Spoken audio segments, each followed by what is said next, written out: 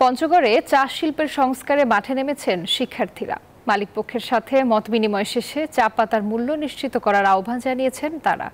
এ সময় চাষিরা জানান সিন্ডিকেটে জিম্মি তারা। সরকার হায়দারের পাঠানো তথ্যছবিতে ডেস্ক রিপোর্ট। দেশের তৃতীয় চা অঞ্চল পঞ্চগড়, অথচ দীর্ঘদিন থেকে কাঁচা চা পাতার ন্যায্য মূল্য থেকে বঞ্চিত এই অঞ্চলের ক্ষুদ্র চা চাষিরা। কারখানা মালিকদের সিন্ডিকেট এবং দালালদের দৌরাত্ম্যে চায়ের ন্যায্য দাম পাচ্ছে না তারা। লোকসান গুনতে গুনতে চা চাষে মুখ ফিরিয়ে নিচ্ছেন অনেক চাষি। দালালগুলোর মাধ্যমে তারা পাতা নিতেছে বেশি রেটে, কিন্তু চাষিদেরকে তারা সেই বেশি রেট দিতেছে না, ন্যায্য মূল্য চাষিদেরকে দিচ্ছে না। সকাল বিকাল তারা মূল্য নির্ধারণ করে তারা পাতা কিনে আমাদেরকে ঠকায়। লেবার খরচ বেশি, কীটনাশকের দাম বেশি, সেই দিকে হিসাব করলে আমাদের চার দাম পাচ্ছিলাম না।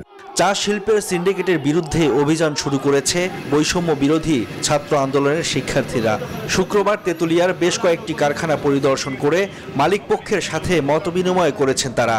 এ সময় কাঁচা চা পাতার মূল্য নিশ্চিত করার অনুরোধ জানানো হয়।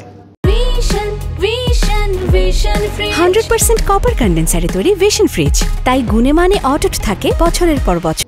এমনিতেই তো ক্ষুদ্র একটা অ্যামাউন্ট তারা আগে থেকে পেত, সেটাও যদি এখন প্রকৃতপক্ষে যে অ্যামাউন্টটা পাওয়া দরকার সেটা না পায়, তাহলে তাদের দিন রাতে পাতে সহজে হচ্ছে না। চাষিরা অভিযোগ দিছে যেটা এরা কর্তন কাটে এবং টাকা 2 মাস এবং 3 মাস দেরি দ্বারা দেয় এবং ঘুরায়। যদি এরা এই ধরনের দুর্নীতি বা অনিয়ম করে থাকে তাহলে আমরা বৈষম্য বিরোধী ছাত্র আন্দোলন যে কোনো পদক্ষেপ নেব। তবে চাষিরাও নিম্নমানের চা পাতা সরবরাহ করে বলে পাল্টা অভিযোগ করে কারখানা কর্তৃপক্ষ।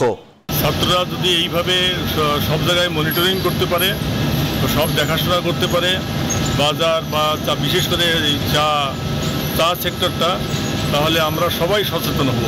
আওয়ামী লীগের শাসন আমলে কাঁচা চা পাতার ন্যায্য মূল্য নিশ্চিতে নানা প্রতিশ্রুতি দিলেও তা বাস্তবায়ন হয়নি বলে অভিযোগ করেন চাষিরা। Desk report, news 24।